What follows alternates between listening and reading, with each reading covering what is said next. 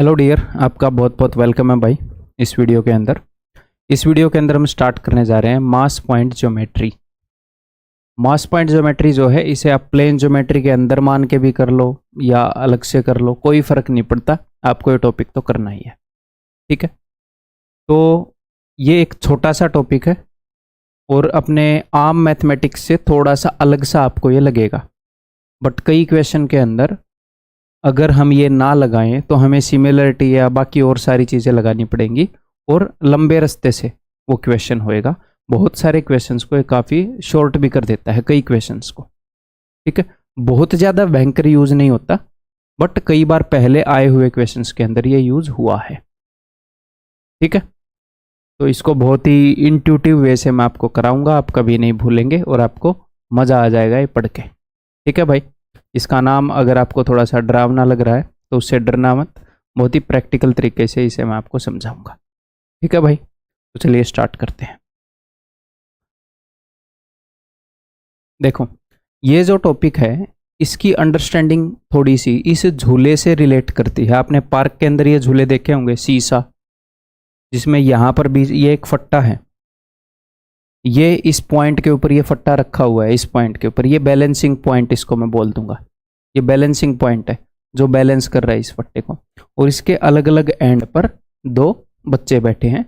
तो सिंपल सी अंडरस्टैंडिंग है, एक तो ये जो बैलेंसिंग पॉइंट है ये एग्जैक्टली बीच में है, ये जो पूरा फट्टा है इसके एग्जैक्टली बीच में है बैलेंसिंग पॉइंट। और अगर इन दोनों बच्चों में से ये वाला भारी हुआ तो इधर नीचे चला जाएगा, वो लड़की भारी हुई तो उधर से झूला नीचे चला जाएगा। सिंपल है। अगर दोनों का वेट बराबर हुआ तो ये झूला जो है ये बिल्कुल ऐसे रहेगा इस बैलेंसिंग पॉइंट के ऊपर, बिल्कुल ऐसे।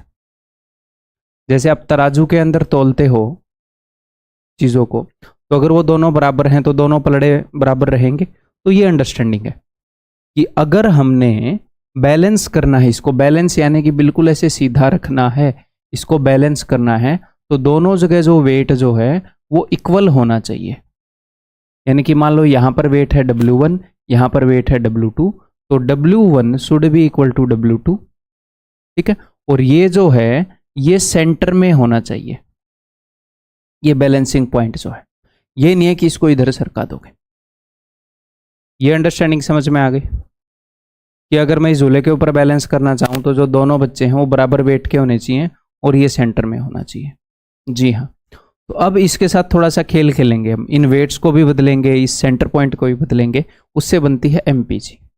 ठीक है भाई, चलिए बताता हूं मैं आपको। देखो ध्यान से सुनो, ये दोनों वेट हैं, ये दोनों बिल्कुल बराबर वेट है। मैंने कंप्यूटर से कॉपी पेस्ट किया है तो आपको बिल्कुल हूबहू लग रहे होंगे, और इसको मैंने एग्जैक्टली सेंटर के अंदर रख दिया है। तो मुझे एक बात बताओ, झूला बैलेंस हो जाएगा कि नहीं?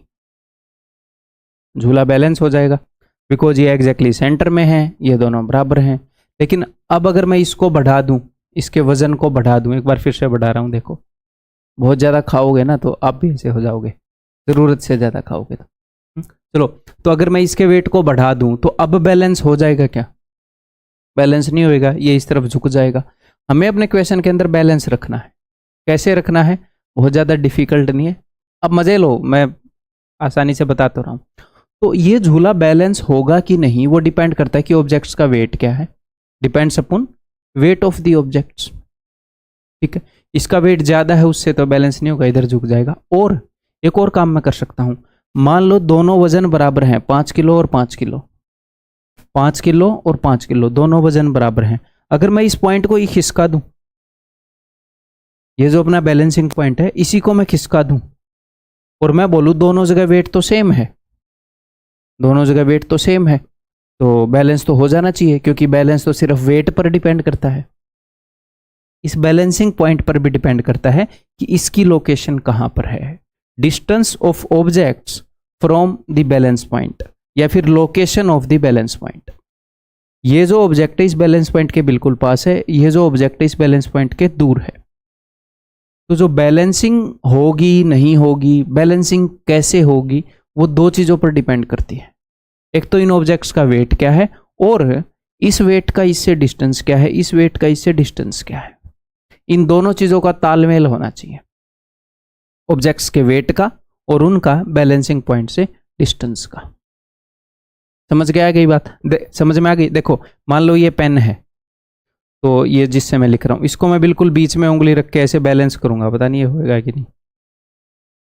हो गया, बिल्कुल बीच में उंगली रख के मैंने इसको बैलेंस किया। अब अगर मैं इसी पेन में यहां पर उंगली रखूं बिल्कुल एंड में, ये कितनी बड़ी डंडी है, इसके बीच में रख के बैलेंस तो कर लोगे, लेकिन यहां पर डंडी को रखोगे तो कैसे बैलेंस होएगा? नहीं होएगा, ऐसे गिर जाएगी।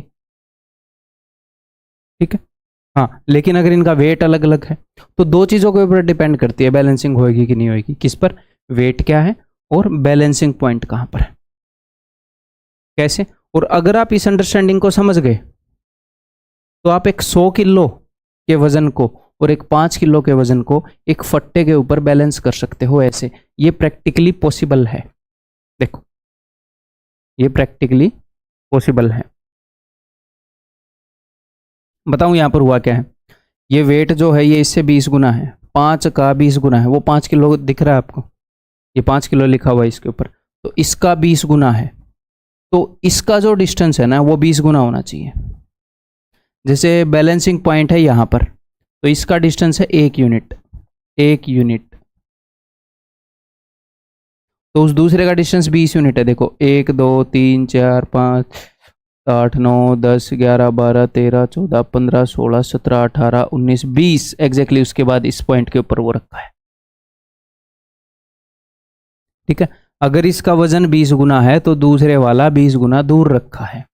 अगर ऐसे कोई कर देगा तो उसके बाद 100 किलो और 5 किलो बैलेंस हो जाएंगे। अगर बैलेंस पॉइंट को यहां पर रख दिया, ये इनके बीच में रिलेशन है। ठीक है, इसको थोड़ा सा थ्योरेटिकली समझें। देखो मान लो ये अपना वेट है m1, ये अपना वेट है m2। ठीक है भाई, और ये जो वेट है ये दूर रखा है। कितनी दूर रखा है इससे? ये डिस्टेंस है a1, और जो ये जो वेट रखा है ये रखा है a2 डिस्टेंस पर। ठीक है, तो मैं सिंपली ये कहना चाह रहा हूं कि ये वाला वेट उससे जितने गुना है, ये वाला डिस्टेंस इस डिस्टेंस से उतने ही गुना होना चाहिए। या फिर एक दूसरे वे में देखो, ये वाला वजन कोरस्पॉन्ड करता है इस वाले डिस्टेंस से, ये वाला वेट कोरस्पॉन्ड करता है इस वाले डिस्टेंस से। अगर ये वेट बड़ा है तो इसके दूसरे ये वाला डिस्टेंस बड़ा होना चाहिए। ऐसा क्यों? सिंपल सा लॉजिक बताऊं, प्रैक्टिकली आप कैसे समझ पाओगे। देखो ये वजन बड़ा है, हाँ जी सर ये वजन बड़ा है, ये वजन छोटा है, ये वेट छोटा है। तो ये जो फट्टा है, इस फट्टे में भी तो वजन है, तो हमने क्या किया, हमने दूसरी तरफ ये फट्टा भी कर दिया, इस फट्टे का वजन भी काउंट हो गया। भाई ये जो लकड़ी का फट्टा है इसका वेट भी काउंट हो गया। इसका वेट तो था ही था, इस तरफ थोड़ी सी लकड़ी है तो लकड़ी में थोड़ा वेट है और इसमें भी कुछ वेट है। तो इसका वेट और इस लकड़ी का वेट मिलकर इसका वेट और इतनी सारी लकड़ी के वेट के बराबर हो गया। ऐसे भी हम बोल सकते हैं। वो यही रहा है, इन ए वे यही हो रहा है। ठीक है, तो मैं यही कहूंगा कि ये वाला वजन और ये वाला डिस्टेंस, ये दोनों एक दूसरे को कोरस्पॉन्ड करते हैं, और ये वाला वजन और ये वाला डिस्टेंस ये दोनों एक दूसरे को कोरस्पॉन्ड करते हैं। यानी कि m1 और m2 का जो रेशियो है, अगर m1 रेशियो m2 है x:y, तो a2 m1 के कोरस्पॉन्डिंग क्या है? a2, तो a2 रेशियो a1 होगा x:y। इसको एक और वे में बता दूं, ऐसे बोल सकता हूं, या फिर मैं ये बोल सकता हूं कि m1 और m2 का जो रेशियो है, m1 और m2 का, m1 को कोरस्पॉन्ड करता है a2, वही रेशियो होगा a2/a1। अगर इनका रेशियो 3:2 है तो इनका रेशियो 2:3 होएगा। ठीक है, क्लियर है भाई? धीरे धीरे और ज्यादा समझ जाओगे, ये थ्योरेटिकल है, थोड़े से एग्जाम्पल दूंगा तब समझ जाओगे। मान लो ये 10 किलो का वेट रखा है यहाँ पर 20 किलो का वेट रखा है। तो अगर मुझे ये बैलेंस करना है तो इनका रेशियो क्या है? 10 किलो और 20 किलो का रेशियो क्या है? 10 एक कम 10, 10 दूनी 20, 1:2। वजन का रेशियो क्या है? 1:2। तो डिस्टेंस का रेशियो होना चाहिए 2:1। 1:2 रेशियो है तो 2:1 डिस्टेंस होना चाहिए। देखो ये 2 का 10 गुना, ये 1 का 10 गुना। ये वाला वजन को रिप्रेजेंट करता है ये वाला डिस्टेंस, ये वाले वजन को रिप्रेजेंट करता है या इसके कोरस्पॉन्डिंग है ये वाला डिस्टेंस। अगर ऐसा हुआ तो बैलेंस हो जाएगी चीज। ठीक है, एक और वे में ऐसे भी बोल सकते हैं कि इन दोनों का जो प्रोडक्ट है 10 दूनी 20 और इन दोनों का जो प्रोडक्ट है 20 एकम 20 वो सेम होना चाहिए। बट मैं आपको बहुत ज़्यादा कंफ्यूज नहीं करना चाह रहा, तो सिर्फ आपने ये याद रखना है कि इधर वाला जो डिस्टेंस है उसके कोरस्पॉन्डिंग ये वाला वजन है, इधर वाला जो डिस्टेंस है उसके कोरस्पॉन्डिंग ये वाला वजन है। बस अगर वजन का रेशियो 1:2 है तो डिस्टेंस का रेशियो 2:1 होगा। आगे मान लो, और एक और बात आपको बताऊं, मान लो ये फट्टा है, वही पार्क वाला फट्टा है, बीच में बैलेंसिंग पॉइंट है, इधर 20 केजी का बच्चा बैठा है, इधर 10 केजी का बच्चा बैठा है, तो टोटल इस पॉइंट के ऊपर कितना वजन आ रहा है, इस पॉइंट के ऊपर यहां पर कितना वजन आ रहा है बताना जरा। ये एक फट्टा है, उधर 10 केजी का बच्चा बैठा है, उधर 20 केजी का बच्चा बैठा है, तो टोटल 10 + 20 30 केजी का वजन आ रहा है इस पॉइंट पर। तो आपको यह भी पता होना चाहिए कि बैलेंस पॉइंट जो है वो कितने केजी का वजन झेल रहा है। ठीक है, झूले के ऊपर नेट वेट है 30 केजी का। ओके जी, यहां पर देखो ये है नेट वेट जो झूले के ऊपर, अगर नेट वेट 8 केजी का है, इधर 5 केजी है, तो 8 में से 5 गए, इधर पक्का 3 केजी होएगा। क्लियर है। और अगर वजन का रेशियो है 5:3 तो इस डिस्टेंस का रेशियो होएगा 3:5। इस वेट और इस वेट का रेशियो है 5:3 तो इनके डिस्टेंस का रेशियो होगा 3:5। अगर इसका डिस्टेंस 3 सेंटीमीटर हुआ, इसका डिस्टेंस 5 सेंटीमीटर हुआ है, तो ये बैलेंस हो जाएंगे।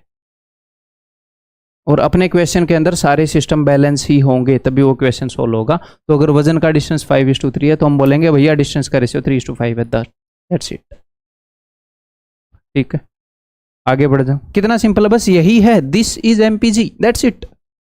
ये जो मैंने आपको बताया दिस इज एमपीजी, तो इतनी राम कहानी क्यों गाई सर, ताकि आपके दिमाग में रहे। वो काम मेरा है टीचिंग, मैं गाता रहूंगा राम कहानी।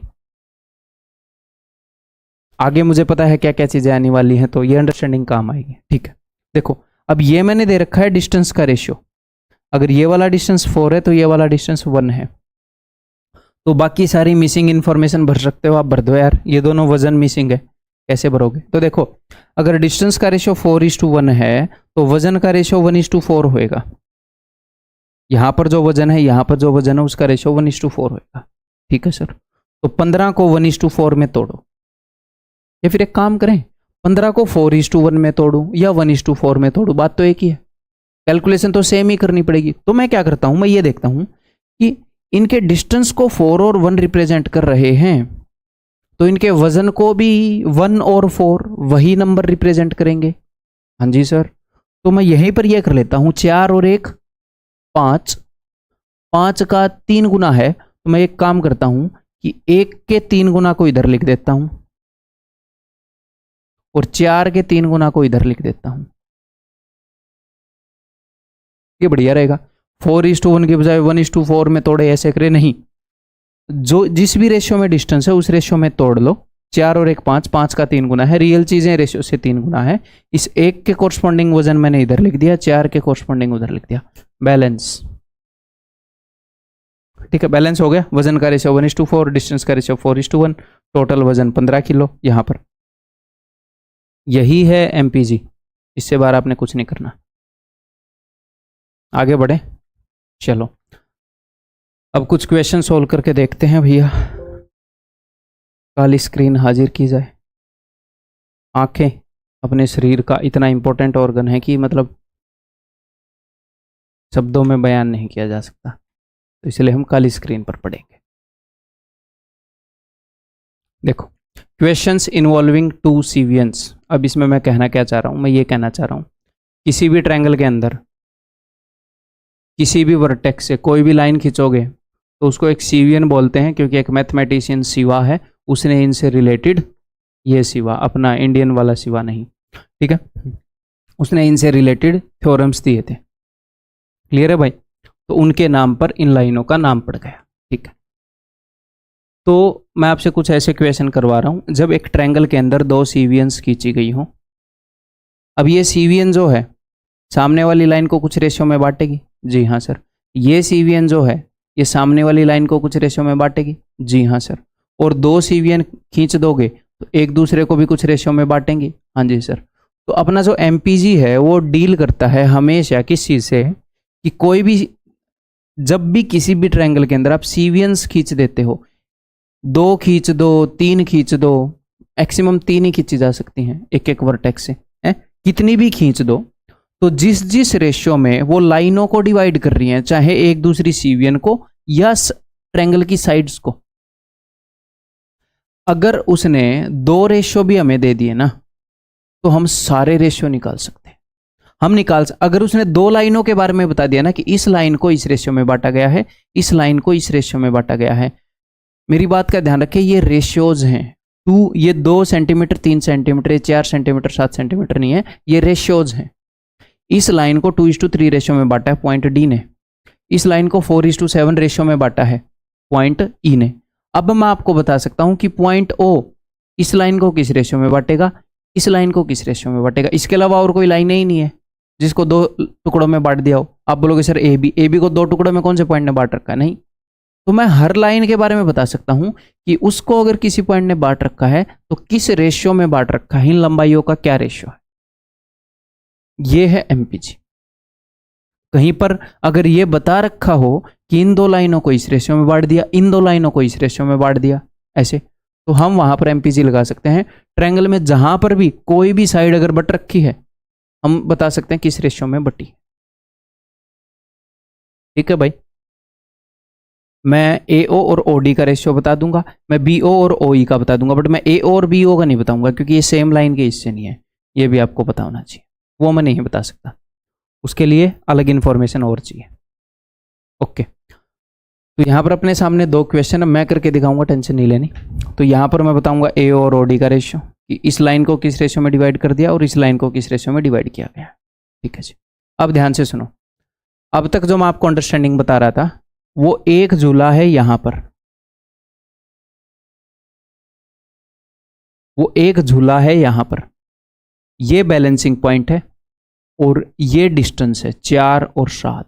क्या मामला है, देखो ये बैलेंसिंग पॉइंट है, ये डिस्टेंस है 4, ये डिस्टेंस है 7। तो अगर इन डिस्टेंस का रेशियो 4:7 है, अगर AE और EC का रेशियो 4:7 है, तो मैं ये बोल सकता हूं कि इस डिस्टेंस से कोरस्पॉन्ड करता है ये वाला वजन। तो यहां पर अगर वजन 7 किलो है तो यहां पर वजन 4 किलो होएगा। जो वेट है, जो डिस्टेंस है, उसको मैं ऐसे रिप्रेजेंट करूंगा, जो वेट है ना उसको मैं रिप्रेजेंट करूंगा, सर्कल में डाल दूंगा ताकि कंफ्यूजन ना हो। ठीक, इस वाले डिस्टेंस के कोरस्पॉन्डिंग वेट यहां पर होगा, इस वाले डिस्टेंस के कोरस्पॉन्डिंग वेट यहां पर होगा, और 7 और 4 11, टोटल इस बैलेंसिंग पॉइंट के ऊपर वेट होगा 11 यूनिट का। ये कहानी खेलेंगे बस। ठीक है, देखो, तो मैं ऐसे बोल सकता हूं कि अच्छा इधर 7 है तो इधर जो वेट होगा वो 7 यूनिट है, तो इधर 4 है तो इधर जो वेट होगा वो 4 यूनिट है। बोल दिया मैंने, 7 के कोरस्पॉन्डिंग इधर वेट, 4 के कोरस्पॉन्डिंग इधर वेट। वेट को मैंने ऐसे गोलों में रख दिया। अब देखो, इस 2 के कोरस्पॉन्डिंग वेट इधर आना था, 3 के कोरस्पॉन्डिंग इधर आना था, तो 2 से कितने गुना है ये? सर आपने यहां पर तो गुना नहीं देखा, मैंने देखा 4 का 1 गुना लिख दिया, 7 का 1 गुना लिख दिया। ठीक है, तो 2 का 2 गुना है तो 3 का 2 गुना इधर आ जाएगा जी। 6, 2 का 2 गुना है तो 3 का 2 गुना इधर आ जाएगा। ये 7 डिट्टो हमने इधर लिख दिया, तो 4 का उतना ही गुना मैंने इधर लिख दिया। ये किया मैंने अब तक। ठीक है सर, इससे क्या फायदा होगा? देखो, इधर 6 किलो वजन है, इधर 4 किलो वजन है। इस लाइन के ऊपर देखो, इस लाइन के एंड पॉइंट्स पर 6 और 4 किलो वजन है, तो यहाँ देखो ये बैलेंसिंग पॉइंट है, बीच वाला पॉइंट है ये झूले का, तो 6 और 4 यहाँ पर वजन होएगा भैया 10 किलो। यहाँ पर 7 किलो वजन है, यहाँ पर 4 किलो वजन है, तो यहाँ पर 7 और 4 11 किलो यहाँ पर वजन होएगा। ठीक है, इससे क्या फायदा होएगा? इस लाइन को देखो जरा, अगर इधर वजन 7 है, इधर वजन 7 है, तो ये वाला वेट किसको रिप्रेजेंट करता है? ये वाला वेट रिप्रेजेंट करता है इस डिस्टेंस को, और ये वाला वेट रिप्रेजेंट करता है इस डिस्टेंस को। तो AO is to OD is 10:7। अभी हो सकता है आपको ये थोड़ा कंफ्यूजिंग लग भी जाए, लगना नहीं चाहिए वैसे, मान लो लग भी जाए तो टेंशन नहीं लेनी, मैं हूं भाई। ठीक है, ऐसे ही यहां पर देखो, इसमें इस लाइन बी ओ ई, ओ तो बीच वाला पॉइंट है, ठीक है, वही अपना बैलेंसिंग पॉइंट हो गया इस लाइन पे। फिर अगर इधर वजन 6 किलो है तो इस डिस्टेंस को रिप्रेजेंट करेगा ये, और ये वाला वजन रिप्रेजेंट करेगा इस डिस्टेंस को 11। तो B O is to O is 11:6।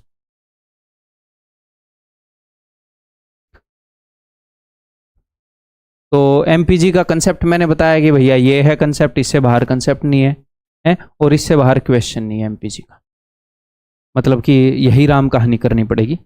अब ये कैसे अलग अलग सिचुएशन क्रिएट हो सकती हैं वो हम क्वेश्चन के थ्रू देखेंगे आगे, है ना। ये बताओ फिर मतलब कंसेप्चुअली इससे आगे नहीं है, बाकी सिचुएशन तो क्रिएट होंगी, देखते हैं। अब देखो ये ट्रायंगल है भाई, हाँ जी सर, इसमें 2 सीबीएन खींच दी, हाँ जी सर उसने खींच दी 2 सीबीएन, और कोई भी 2 लाइनों के बारे में बता दिया उसने, यार इस रेशियो में बटी हुई है ये, हाँ जी सर, अब हम सब कुछ बता देंगे, कोई भी 2 लाइनें चाहिए, मैं 3 भी नहीं चाहिए, कोई भी 2 लाइनों के बारे में बता दे, ठीक है।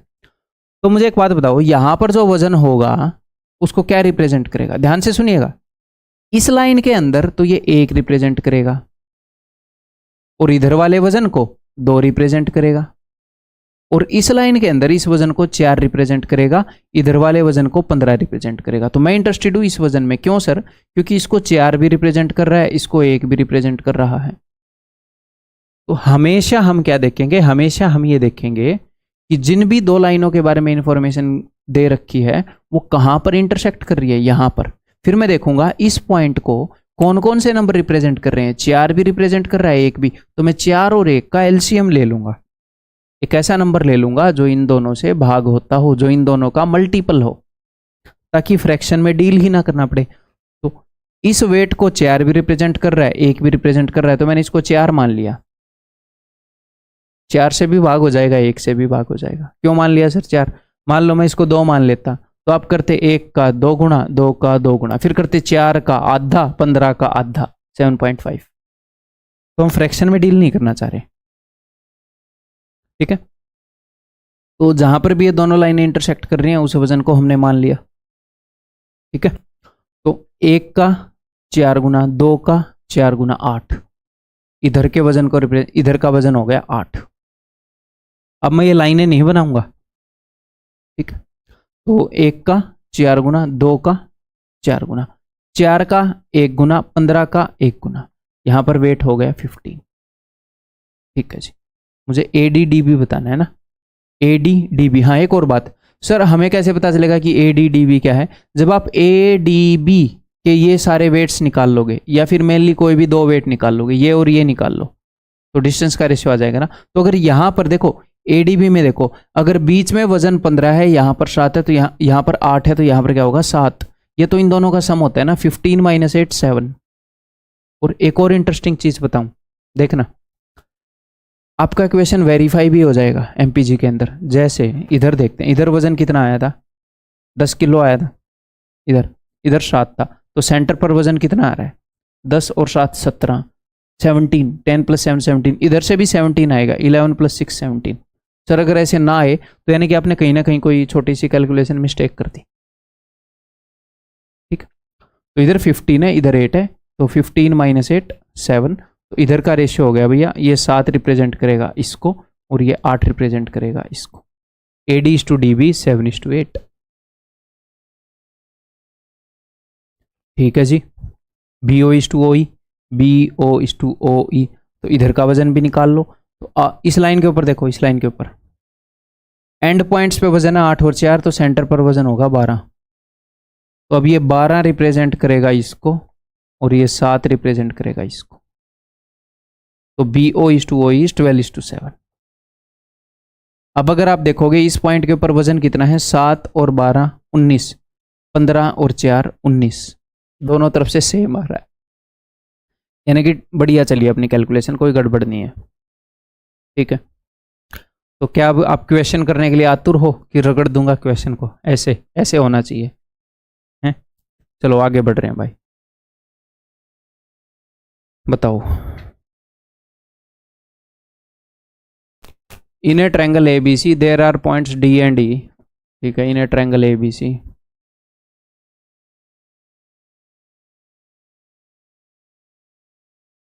There are points D and E on A B के ऊपर एक पॉइंट है डी एंड ए सी के ऊपर एक पॉइंट है E respectively such that A D is to B D. देखो A D is to B D का रेशियो है जी 3:2 and A E is to C E का रेशियो है 1:3। ठीक है जी। B E and C D intersect at F, तो बी ई और सी डी एफ पर इंटरसेक्ट करते हैं। ठीक है जी। Then find B F is to F ई, तो B F is to F E. देखो हो क्या रहा है, एक ट्रायंगल है, हाँ जी सर, इसमें 2 सीवीएन खींच दी, हाँ जी सर। तो इस साइड को किस रेशियो में डिवाइड हुई है, ये वाली साइड, ये पता चल गया, हाँ जी सर। इस साइड का ही पता चल गया किस रेशियो में डिवाइड हुई है, हाँ जी सर। 2 साइडों के बारे में इंफॉर्मेशन मिल गई, हाँ जी। अब हम कुछ भी बता सकते हैं, कोई भी साइड अगर 2 हिस्सों में डिवाइड हुई है तो उन सब के बारे में बता सकते हैं। अब जिन 2 लाइनों की इंफॉर्मेशन आपके पास अवेलेबल है वो कहां पर इंटरसेक्ट कर रही हैं, इस पॉइंट पर। तो ये देखो इस पॉइंट पर जो वेट है उसको क्या क्या रिप्रेजेंट कर रहा है। इस पॉइंट के वेट को 2 भी रिप्रेजेंट कर रहा है, क्योंकि 2 इधर के वेट को रिप्रेजेंट करेगा, 3 इधर के को, 1 इधर के वेट को रिप्रेजेंट करेगा, इस लाइन के ऊपर 3 इधर के को। तो इस पॉइंट के वजन को 2 भी रिप्रेजेंट कर रहा है और 3 भी रिप्रेजेंट कर रहा है। तो 2 और 3 का एलसीएम 6, तो मैंने 6 ले लिया इधर का वजन। शुरुआत कैसे करनी है ये बता रहा हूं। आप शुरुआत तो यहां से भी कर दोगे, इसके वजन को 1 मानो, उधर 3 मानो, फिर देखते रहो यार 2 से डिवाइड नहीं हो रहा। ठीक है, तो देखो 3 का कितने गुना है, 2 गुना, तो 1 का 2 गुना, इधर वजन हो जाएगा जी 2। अगर इधर वजन 6 है, इधर वजन 2 है, तो इधर वजन हो जाएगा जी 8। 6 और 2 8। अब इस लाइन पे आ जाता हूं। 2 का 3 गुना, 2 3 जा 6, तो 3 का 3 गुना, 3 3 जा 9। इधर वेट 6 है, इधर वेट 9 है, 9 + 6 15, इधर वेट हो जाएगा 15। ठीक, उसने किस चीज के बारे में पूछा है, B F is to F E, ये इस लाइन के बारे में। तो ये 9 रिप्रेजेंट करेगा इस वाली लंबाई को और ये 8 रिप्रेजेंट करेगा इस वाली लंबाई को, 8:9। अगर वो पूछ लेता हमसे D F is to F C, तो कोई दिक्कत नहीं है, 2 रिप्रेजेंट करेगा इधर, 15 रिप्रेजेंट करेगा इधर। और वेरीफाई भी कर लो, 9 + 8 17, 15 + 2 17। ठीक है भाई, क्लियर है, आगे बढ़ जाऊं।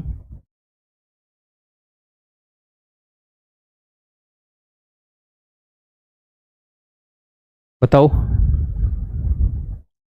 In the figure below in triangle ABC side BC is divided by D in a ratio 5:2। अब देखना जरा ध्यान से, 5:2 सर ऐसे होगा या 5:2 ऐसे होगा? सर ये वाला बड़ा लग रहा है, तो क्या होगा, कई बार डायग्राम स्केल पर नहीं बनाता एग्जामिनर। यहां पर उसने बताया mathematically side BC is divided by D, BC, तो जो पहले वाला नंबर है वो रिप्रेजेंट करेगा, D ने डिवाइड किया है BC को, B से लेकर D तक, और दूसरा नंबर D से लेकर C तक। ऐसे BC को डिवाइड किया तो पहले वाला नंबर इस वाले टुकड़े को रिप्रेजेंट करेगा जो B की तरफ से स्टार्ट हो रहा है, और दूसरे वाला नंबर इसको रिप्रेजेंट करेगा। ठीक है, क्लियर है भाई? हो सकता है ना वो डायग्राम ना देकर को यही स्टेटमेंट दे दे ऐसे। एंड ए बी ऐसे बोल रहा है, ए बी तो पहले वाला टुकड़ा इसको रिप्रेजेंट करेगा, A B is divided by E in ratio 3:4। आगे से ध्यान रखोगे, ए बी को डिवाइड करने के लिए बोल रहा है ऐसे, पहले वाला टुकड़ा ऐसे यहां से जाएंगी चीजें। Find the value of E F is to E C, E F is to E C easily बता देंगे भाई हम। देखो तो वही 2 सीवीएन खींच दी, ये वाली लाइन किस रेशियो में बटी, ये वाली लाइन किस रेशियो में बटी, बता दिया, सब कुछ बता देंगे। तो ये दोनों लाइनें यहाँ पर इंटरसेक्ट कर रही हैं, तो यहाँ के वेट को इस लाइन के अंदर रिप्रेजेंट कर रहा है 2, इस लाइन के अंदर रिप्रेजेंट कर रहा है 3, तो 3 और 2 का एलसीएम या इनका प्रोडक्ट यहाँ पर मैंने ले लिया 6, तो 3 का डबल है तो 4 का डबल यहाँ पर 8 हो जाएगा, और 8 और 6 यहाँ पर 14 हो जाएगा। 2 का 3 गुना है तो 5 का 3 गुना इधर 15 हो जाएगा, और 15 और 6 यहाँ पर 21 हो जाएगा वेट, 15 + 6। ठीक है, find the value of E F is to E C. तो E F is to E C, तो सिंपली 15 विल रिप्रेजेंट दिस और 14 रिप्रेजेंट करेगा इसको। ई एफ इज टू, अब देखो उसने E F is to F C नहीं पूछा, उसने E F is to E C पूछ लिया। तो अगर ई एफ को रिप्रेजेंट कर रहा है 15, एफ सी को रिप्रेजेंट कर रहा है 14, तो इस पूरे को क्या रिप्रेजेंट करेगा, 15 + 14 29। ठीक है, तो E F is to E C, तो 15:29। ये भी ध्यान देना है, क्योंकि कई बार वो ऐसे बता देगा क्वेश्चन में कि B D is to B C का रेशियो है, और बच्चे बेचारे ऐसे बी डी और डी सी का लिख के बैठ जाएंगे। ठीक है, आगे बढ़ जाऊं। बताओ।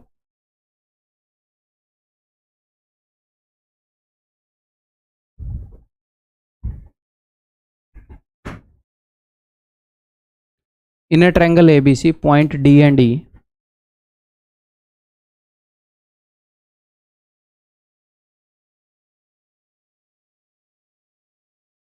points D and E are on BC and AC। BC पर एक पॉइंट D है और AC पर एक पॉइंट E है respectively. AD and BE intersect at F। AD और BE F पर इंटरसेक्ट करते हैं।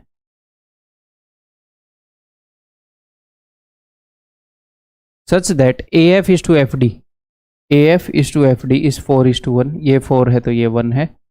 And BD is to DC, BD is to DC is 2:1। ये 2 है तो ये 1 है।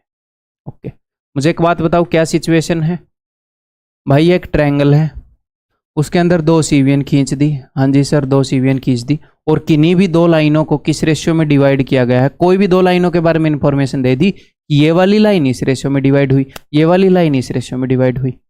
MPG का बेसिक फॉर्मेट, इस तरह के क्वेश्चन आते हैं।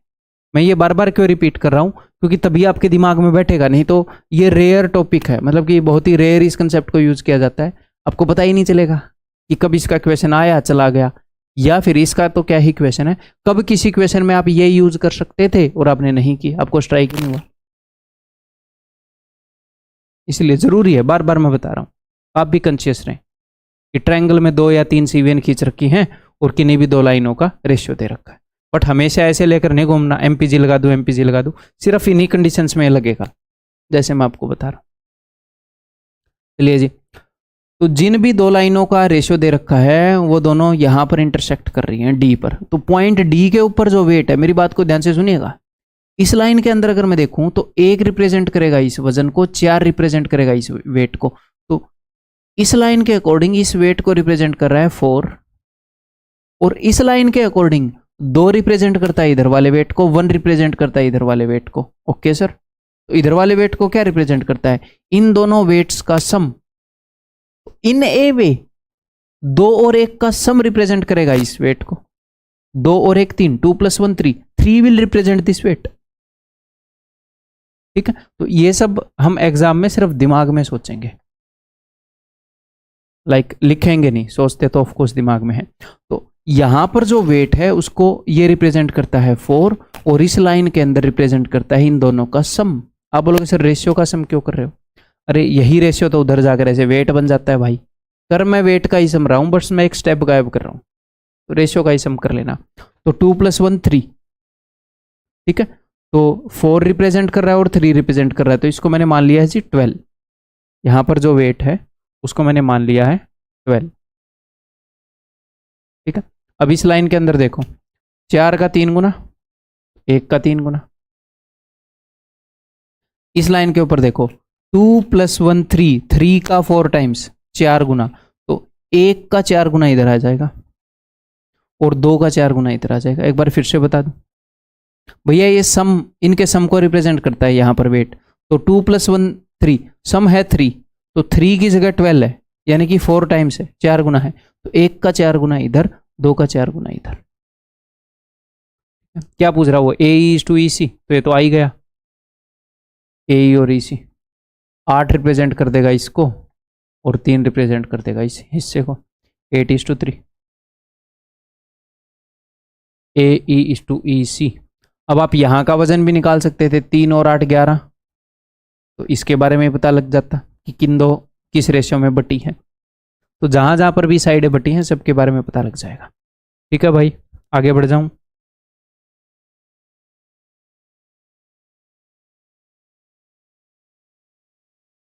बताओ।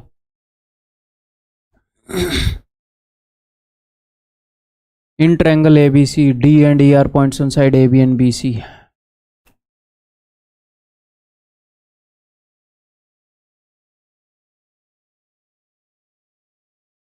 D and E are points on side A B के ऊपर डी है और ए सी के ऊपर ई है। अच्छा, बी सी के ऊपर ई है।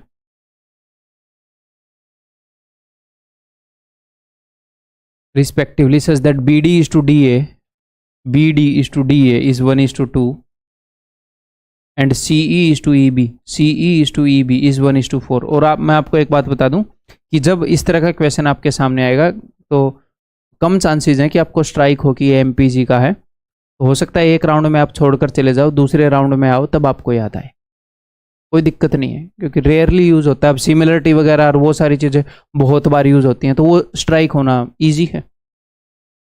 ठीक, ओके जी। तो C E is to E B is 1:4। If D C and A E intersect at F, D C and A E intersect at F, then find F D is to D F C. तो ये तो आप easily निकाल लोगे, तो मैं जल्दी जल्दी बता दूं थोड़ा।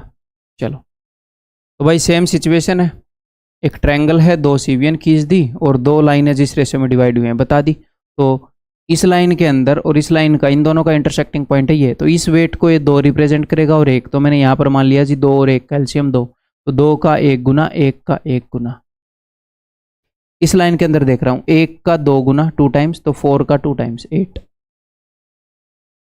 ठीक है, तो यहाँ पर वेट है 1 kg, यहाँ पर 2 kg, तो 2 + 1, यहाँ पर वजन हो जाएगा 3 kg। kg तो वैसे क्या जरूरी है, 3 यूनिट। ठीक है, तो वो पूछ रहा है हमसे F D is to F C, F D is to F C, ये पूछ रहा है ना। हाँ जी, तो ये 8 रिप्रेजेंट करेगा इसको और 3 रिप्रेजेंट कर देगा इसको, 8:3। अच्छा, ये मैं भी सोच रहा है कि यार इस क्वेश्चन के बाद मैंने सेम सा क्यों ले लिया, क्योंकि आया हुआ है इसलिए ले लिया। ठीक है, ठीक है भाई। तो क्या सर इन क्वेश्चंस को और तरीकों से नहीं कर सकते? कर सकते हैं भाई, बट ज़रूरत क्या है, हम एफिशिएंट बनाना चाह रहे हैं अपने आप को, इन एफिशिएंट नहीं। ठीक है, आगे बढ़ रहा हूँ।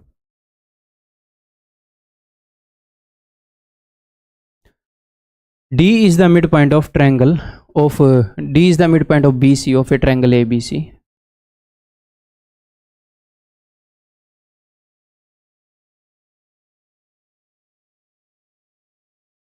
One is to one ratio में बांट दिया।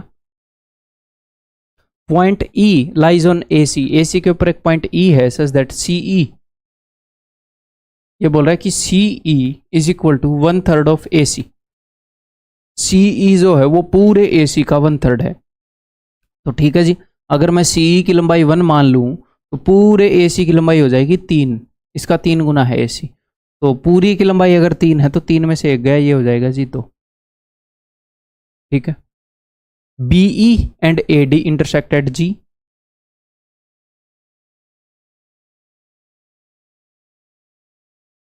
What is AG is to GD, AG is to GD।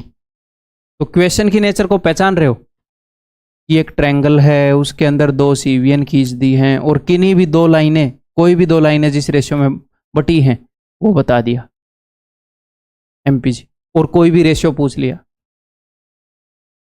ठीक है जी, तो ये दोनों लाइनें यहाँ पर इंटरसेक्ट कर रही हैं, यहाँ के वेट को इस लाइन के अंदर रिप्रेजेंट कर रहा है 2, इस लाइन के अंदर रिप्रेजेंट कर रहा है 1, तो 2 और 1 का एलसीएम मैंने ले लिया जी 2, 2 का 1 टाइम्स, 1 का 1 टाइम्स, 1 का 2 टाइम्स, 1 का 2 टाइम्स, 2 + 2 यहाँ पर वेट है 4, 1 + 2 यहाँ पर वेट है 3। जो भी उसने पूछा बता देंगे, उसके लिए हालांकि इसकी जरूरत नहीं है।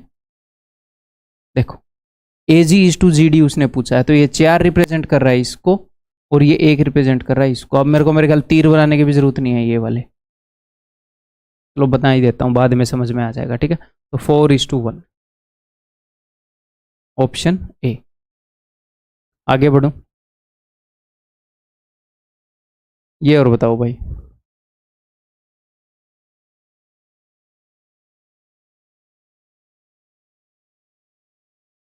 इन triangle X Y Z P is the midpoint of side X Z.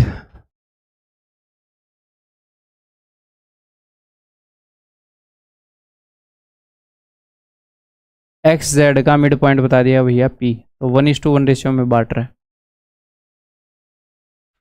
Q is a point on side xy such that QZ bisects PY।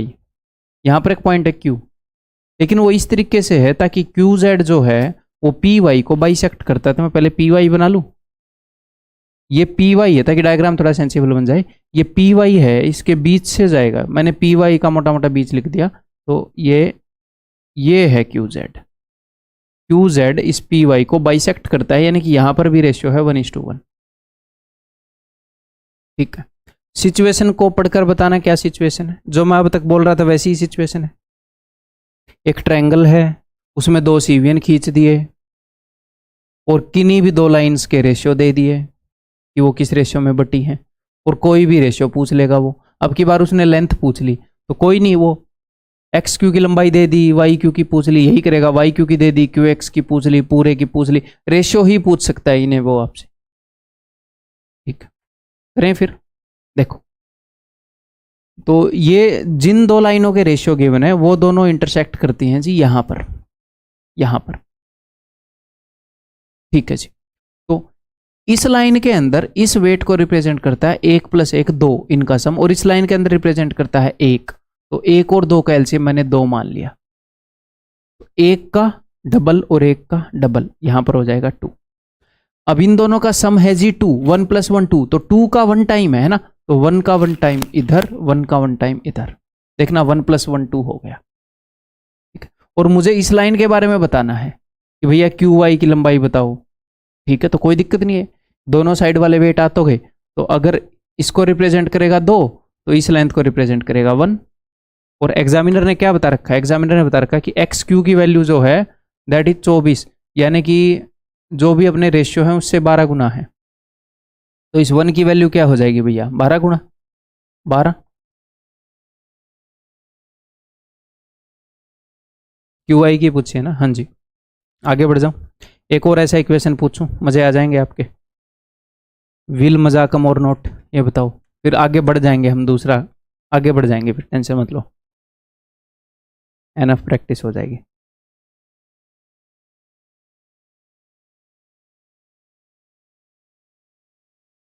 In triangle ABC D is the midpoint of side AC.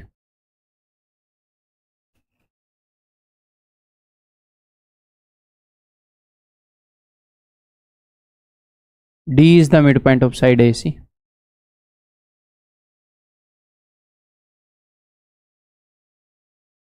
E is a point on side AB. AB के ऊपर एक point है E, such that EC bisects BD। ये जो BD है यहाँ पर E एक पॉइंट है, वो EC इस BD को बाइसेक्ट करता है, लास्ट क्वेश्चन जैसे ही।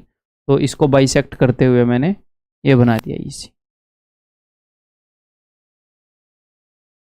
ठीक है, AE इज 30। अगर AE की लंबाई 30 है तो BE की लंबाई बताओ, EB की लंबाई। तो वही सेम कहानी लास्ट क्वेश्चन वाली, एक ट्रायंगल है, दो सीवियन है, दो लाइंस किस रेशियो में डिवाइड हुई है पूछा है, बताया है। आगे बढ़ते हैं जी।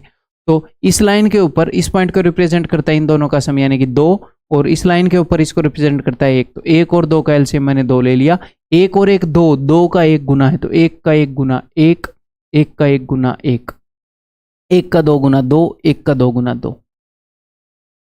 ठीक है भाई, और मैं एक बेसिक स्पीड में करा रहा हूं, अगर किसी बच्चे को लगे कि सर थोड़ा तेज कराओ ना, तो आप स्पीड को तेज कर सकते हैं, अपने अकॉर्डिंग स्पीड को करके आप देख लिया करो। ठीक है, मुझे बेसिक में कराना ही चाहिए, क्योंकि अगर आपका बेसिक से मतलब अगर आपका ठीक ठाक पेस पर देखने का मन करे, अगर आप डिटेल में समझना चाह रहे हो, पेस तो आप चेंज कर सकते हो, बट मैं किस डिटेल में बताऊं ये बटन से चेंज नहीं कर सकते। फुल प्रूफ होनी चाहिए चीज़, है ना। अपने अकॉर्डिंग देख लिया करो, टेंशन टाइम की टेंशन मत लिया करो, और तसल्ली से देखो, कभी जल्दबाजी में मत देखो कि जल्दी जल्दी सिलेबस खत्म कर दूं। तसल्ली से सिलेबस खत्म कर दूं, चाहे उसमें कम टाइम लगे ज़्यादा टाइम लगे, वो ज़रूरी है। ठीक, आ जाओ।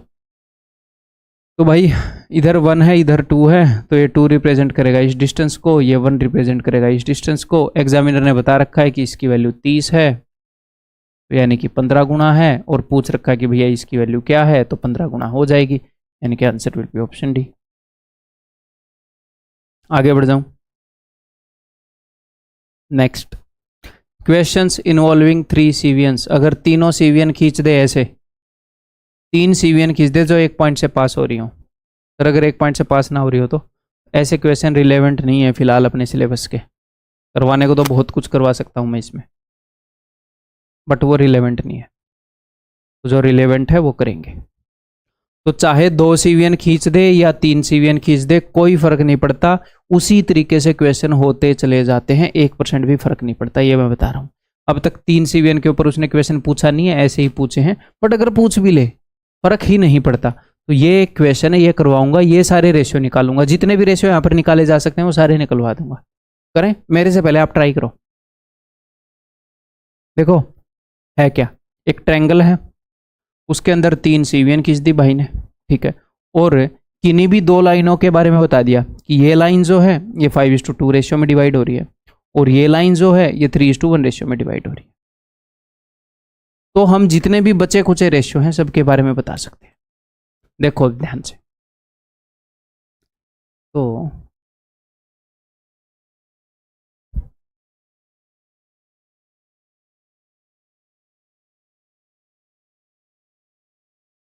या फिर छोड़ो छोड़ो,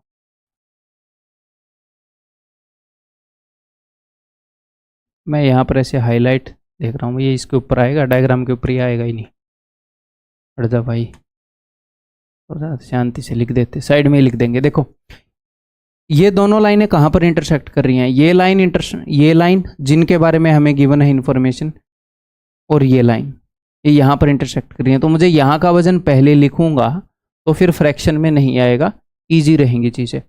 तो इस लाइन के अंदर यहाँ पर जो वेट है उसको क्या रिप्रेजेंट कर रहा है, देखो इधर वाले वेट को 1, इधर वाले वेट को 3, और यहाँ पर इनका सम रिप्रेजेंट करता है, तो 3 और 1 4 रिप्रेजेंट करता है। ओके, इस लाइन के अंदर यहाँ के वेट को 4 रिप्रेजेंट करता है, और इस लाइन के अंदर यहाँ के वेट को 5 और 2 7 रिप्रेजेंट करता है। तो 7 और 4 का एलसीएम 28 मान लिया मैंने, यहाँ पर जो वजन है वो मैंने 28 मान लिया।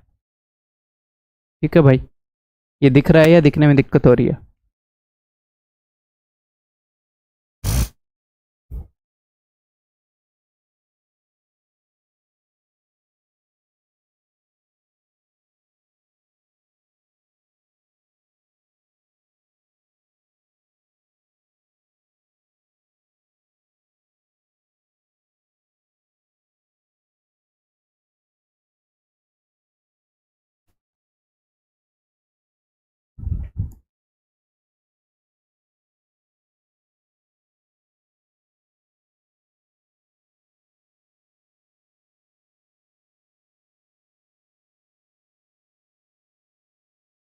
ठीक है, तो यहाँ के वेट को मैंने 28 मान लिया।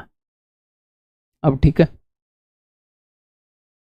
तो 3 और 1 4, 4 का कितने गुना, 7 गुना, तो 1 का 7 गुना यहाँ पर, 3 का 7 गुना यहाँ पर।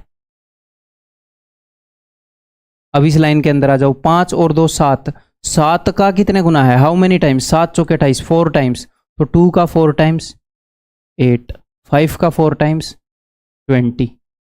ठीक है, अगर इस लाइन के ऊपर देखो, अगर नेट वजन टोटल वेट 20 है तो 7 यहाँ पर है, यहाँ पर 20 है, तो टोटल वेट 20 है, तो 20 में से 7 गए, 13 यहाँ पर हो जाएगा।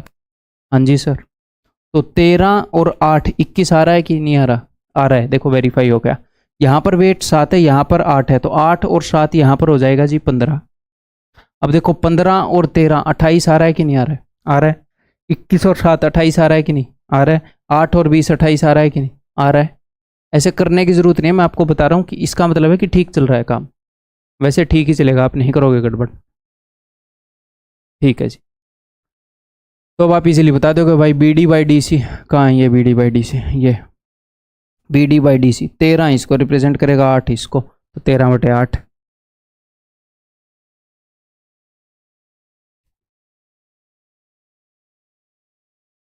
ठीक है, सी O by O F, CO/OF। आपने अगर ध्यान किया हो तो मैंने हमेशा ये देखा है कि एक लाइन किस रेशो में बांटी गई है। मैंने कभी ये नहीं पूछा आपसे CO/CE, क्योंकि यहां पर आप वो नहीं बता सकते। और वैसे मैथ्स इतना बड़ा है कि किसी न किसी वे से तो बता ही दोगे, मतलब वो अपने सिलेबस में नहीं है, ऐसे ही बोल सकते हो, ठीक है। तो CO/OF, तो 15 इसको रिप्रेजेंट करेगा, 13 इसको, तो 15:13।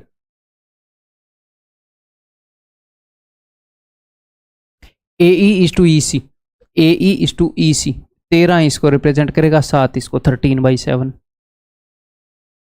AF:AB, AF: क्या बोला उसने, AB पूरा, तो ये 8 इसको रिप्रेजेंट कर रहा है, 7 इसको रिप्रेजेंट कर रहा है।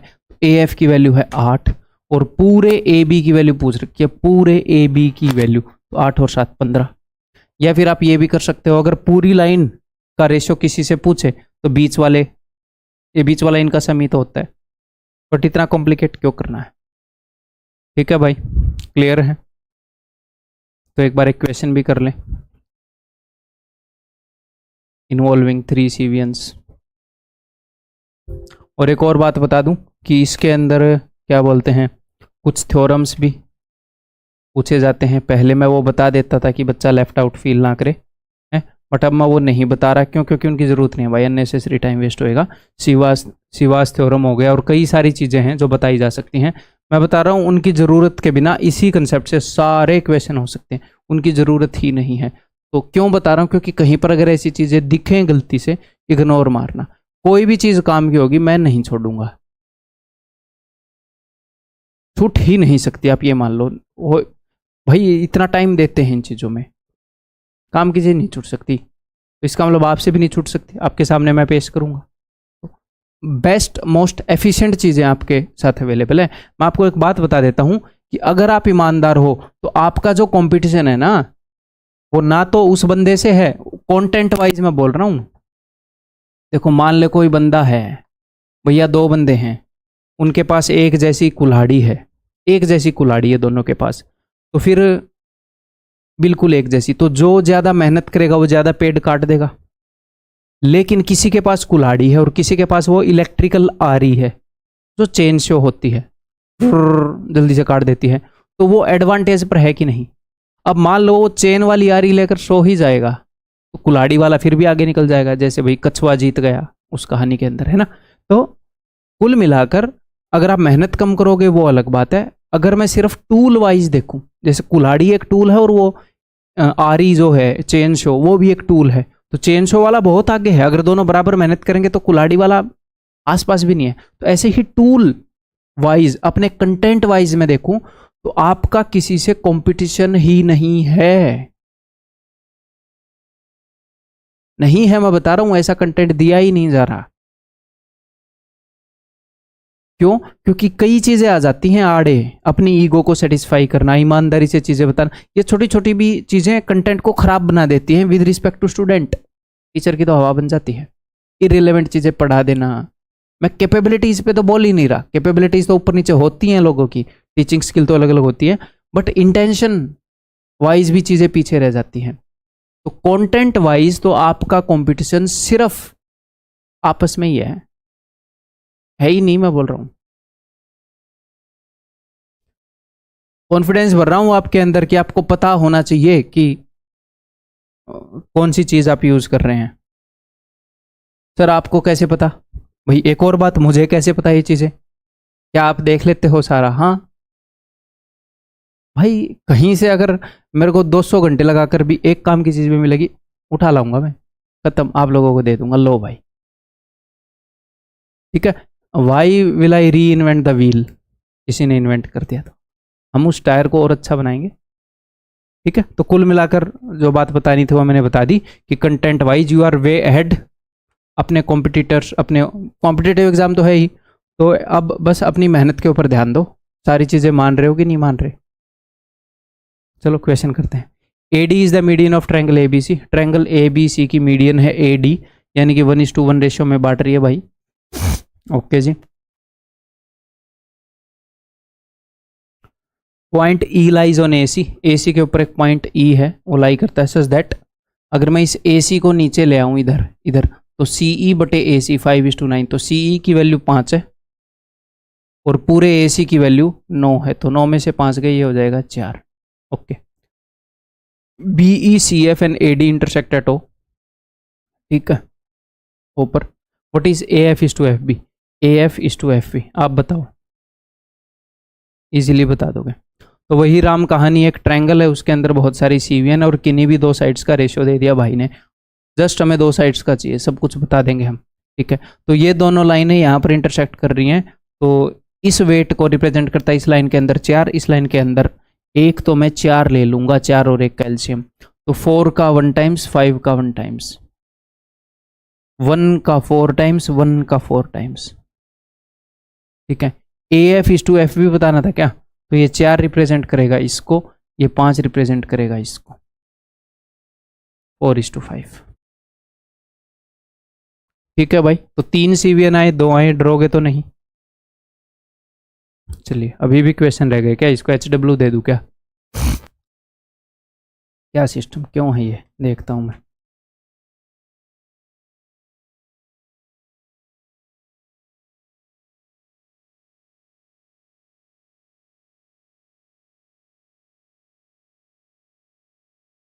In the given figure, AO is to OD is 4:3, AO is to OD is 4:3, ठीक है जी। BO is to OE, BO is to OE is 5:3, okay जी, जस्ट प्रैक्टिस के लिए ही दिया है मतलब। Find OC is to FO, OC is to FO, ठीक है, कर लेते हैं भाई। देखो, ये वाली लाइन की इंफॉर्मेशन गिवन है, ये वाली लाइन की इंफॉर्मेशन गिवन है, दोनों यहाँ पर इंटरसेक्ट कर रहे हैं, हाँ जी सर। इस लाइन के अंदर 5 + 3 8 रिप्रेजेंट कर रहा है इसको, और इस लाइन के अंदर 4 + 3 7 रिप्रेजेंट कर रहा है, तो 8 × 7 56 लिख दिया मैंने यहाँ पर, 56 रिप्रेजेंट कर रहा है इस पॉइंट को, ठीक। अब एक एक करके पकड़ते हैं। इस लाइन को पकड़ता हूँ मैं, 5 + 3 8, 8 का 7 गुना है ये, तो 3 का 7 टाइम्स 21, 5 का 7 गुना 35, 4 + 3 7 का 8 गुना है, तो 3 का 8 गुना 24, 4 का 8 गुना 32, ओके जी, क्लियर है। OC is to FO, OC is to FO, तो उसके लिए इस लाइन के सारे वेट चाहिए, तो 24 और 21 इन दोनों को ऐड कर दूंगा, तो यहाँ का वेट आ जाएगा जी 45, और ये 35 है, ये 24 है, तो इन दोनों का सम है ये, तो इसमें से ये घटा देता हूं, ये आ जाएगा जी 11। तो OC इज टू FO, तो ये 45 इसको रिप्रेजेंट करेगा, तो 45:11 आ जाएगा जी, ठीक है। वैसे ये क्वेश्चन तो लेना नहीं बन रहा था ना, इनफ प्रैक्टिस हो गई थी, कोई नहीं, आगे बढ़ते हैं। अच्छा, दैट्स ऑल। तो इसके अंदर और भी कुछ क्वेश्चन थे, एरिया वाले क्वेश्चन थे, तो वो मैं आपको मेंसुरेशन 2D में सिखाऊंगा। अब मेरे को ध्यान आया, वो मैंने वहाँ पर शिफ्ट कर दिया, ठीक। तो आगे एक बार और आपको वो वहाँ पर इसलिए शिफ्ट किए थे, एक तो मेंसुरेशन 2D के अंदर करवाऊंगा क्योंकि वहाँ पर एरिया की बातचीत होगी, और दूसरा एक बार फिर से MPG का रिविजन सा हो जाएगा, फिर से कंसेप्ट रिफ्रेश हो जाएंगे, यूज़ करेंगे। तो भाई दैट्स ऑल MPG के अंदर, इससे बाहर अपने एग्ज़ाम के अंदर कुछ नहीं होगा। तो ये कैसी लगी, इसका फीडबैक जो है आप अपना जो टेलीग्राम ग्रुप है आप लोगों का, उसके अंदर ज़रूर देना।